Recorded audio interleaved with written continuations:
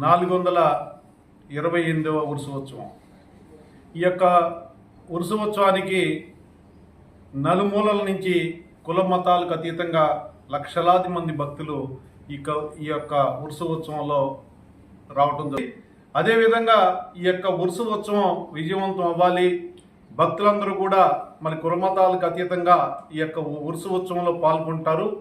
వాళ్ళకి సౌకర్యాలు ఏర్పాటు చేయడానికి అన్ని డిపార్ట్మెంట్లు ఏదైతే రెవెన్యూ, పోలీస్, మెడికల్, అదేవిధంగా మున్సిపల్ అధికారులందరికీ కూడా మరి శాసనసభ్యులు వాళ్ళకి ఆదేశాలు ఇవ్వటం.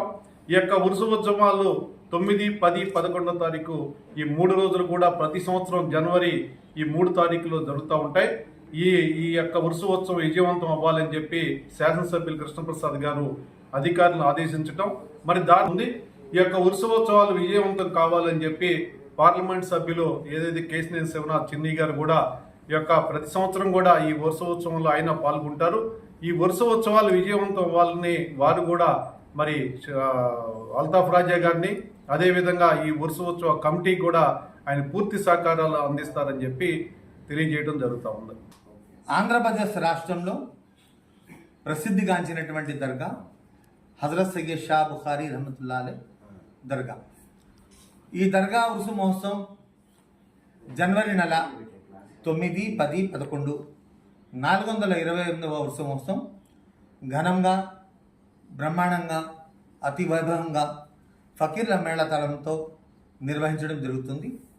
ఈ కార్యక్రమానికి ప్రభుత్వం తరపున ప్రత్యేకంగా ఇబ్రాహీంపట్నం మండలంలో ఉన్నటువంటి డైనమిక్ లీడర్ జంపాల సీతారామయ్య గారు ఎమ్మెల్యే గారితో, ఎంపీ గారితో ప్రతిరోజు దర్గా ఉరుసు మహోత్సవానికి వచ్చే భక్తుల కోసం, వారి సౌకర్యార్థం కోసం ఇక్కడ ఏర్పాట్లు పూర్తిగా పరిశీలిస్తూ ప్రతిరోజు కూడా ఫోన్లో కూడా తెలుసుకుంటూ అధికారులతో మాట్లాడుతూ దాదాపు 1,00,00,000 జనాభా వచ్చే వాళ్ళకి అన్న సమారాధన కార్యక్రమం కూడా మసీద్ కమిటీ తరఫున ఏర్పాటు చేయడం జరుగుతుంది.